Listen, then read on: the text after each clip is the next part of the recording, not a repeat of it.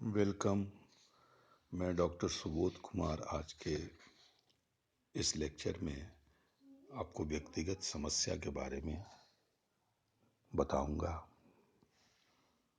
इसके पहले के लेक्चर्स में हमने सामाजिक समस्या को स्पष्ट किया था। इस क्लास में आप व्यक्तिगत समस्या के बारे में अपनी समझ को विकसित कर पाएंगे। व्यक्तिगत समस्या व्यक्ति विशेष की समस्या होती है और यह उसके विकास एवं प्रगति में बाधक होती है। व्यक्ति सामाजिक आदर्शों की अवहेलना करने लगता है और साथ ही उसके व्यक्तित्व का विघटन होने लगता है। अगर इसकी परिभाषा को हम देखें तो मावरर, जो कि एक समाजशास्त्री हैं, उन्होंने कहा है कि व्यक्तिगत समस्याएं व्यक्ति के उन व्यवहारों का प्रतिनिधित्व करती हैं जो संस्कृति द्वारा मान्यता प्राप्त प्रतिमानों से इतने अधिक नीचे गिर जाते हैं कि समाज उन्हें अस्वीकृत कर देता है। अर्थात व्यक्ति के उन व्यवहारों को हम व्यक्तिगत समस्या के रूप में जानेंगे जो संस्कृति द्वारा मान्यता प्राप्त प्रतिमानों से बहुत अधिक हटके होते हैं या उनसे बहुत नीचे गिर जाते हैं। और ये व्यवहार प्रतिमान जो व्यक्तिगत होते हैं वो सामूहिक व्यवहार प्रतिमान से बिल्कुल अलग हो जाते हैं। इस कारण से उन्हें अस्वीकृत कर दिया जाता है और व्यक्ति विशेष को एक समस्या के रूप में समाज देखने लगता है। लेमर्ट नाम के एक दूसरे समाजशास्त्री हुए हैं, उन्होंने भी यह बताने का प्रयास किया है कि यह समस्या वह प्रक्रिया है जिसमें व्यक्ति अपने मुख्य व्यवहार के चारों ओर अपने व्यवहार को स्थिर नहीं रख पाता। उसकी भूमिकाओं के चुनाव की प्रक्रिया में संघर्ष और भ्रम बना रहता है। अर्थात संक्षेप में अगर हम समझें तो व्यक्तिगत समस्याओं की स्थिति में व्यक्ति के व्यक्तित्व में असंतुलन की स्थिति हो जाती है। वह समाज और संस्कृति के प्रतिमानों का पालन नहीं कर पाता तथा उसके व्यवहार में विचलन और विघटन स्पष्ट रूप से दिखाई देने लगते हैं। अर्थात व्यक्तिगत समस्याएं व्यक्ति को समाज के प्रतिमान और मानदंडों से विचलित स्थिति की ओर ले जाते हैं और समाज के द्वारा अस्वीकृति की स्थिति पैदा करते हैं। समाज उन्हें मान्य नहीं करता।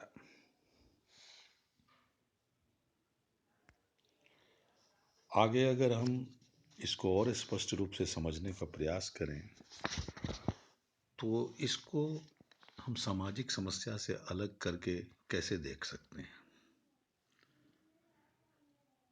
तो इस क्रम में हम आपको बताएंगे कि जहां व्यक्तिगत समस्या का संबंध किसी खास व्यक्ति विशेष से होता है, वहीं सामाजिक समस्या संपूर्ण समाज व समुदाय से संबंधित होता है और नहीं तो कम से कम समाज या समुदाय के एक बहुत बड़े भाग को सामाजिक समस्या प्रभावित करती है। जो दूसरा महत्वपूर्ण अंतर है इसके हल के प्रयासों को लेकर है। व्यक्तिगत समस्या का हल या समाधान व्यक्तिगत रूप से ही किया जाता है, जबकि सामाजिक समस्या का समाधान सामूहिक प्रयत्नों के द्वारा किया जाता है। इस अंतर को अगर और स्पष्ट रूप से समझने का प्रयास करें तो यह है कि व्यक्तिगत समस्या व्यक्ति के विकास में बाधा उत्पन्न करती है, जबकि सामाजिक समस्या पूरे समाज के विकास और प्रगति में बाधक होती है।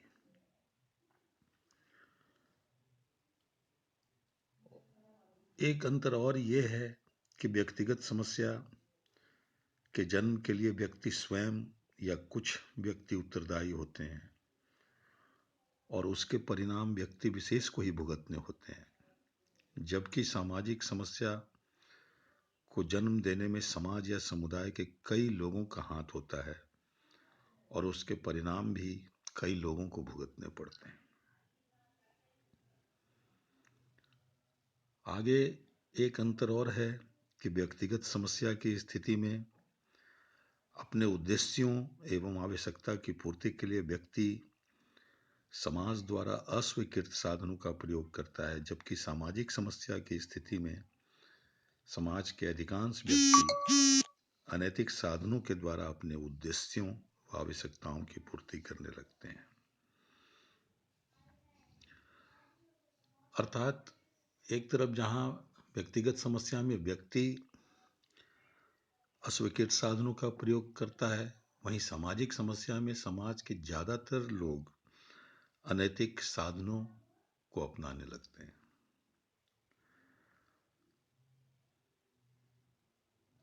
दूसरा एक महत्वपूर्ण अंतर है कि व्यक्तिगत समस्या के दौरान व्यक्ति के व्यक्तित्व में असंतुलन और विघटन हो जाता है, जबकि सामाजिक समस्या की स्थिति में सामाजिक संरचना और संगठन अस्त व्यस्त होने लगते हैं। और जो सबसे खास बात यह है कि व्यक्तिगत समस्या व्यक्ति के साथ ही समाप्त हो जाती है, जबकि सामाजिक समस्या समाज की निरंतरता से संबंधित होने के कारण स्थायी प्रकृति की होती है और ये लंबे समय तक चलने वाली होती है। इसके निवारण के प्रयत्न के बावजूद भी यह कुछ न कुछ मात्रा में अवश्य मौजूद रहती है।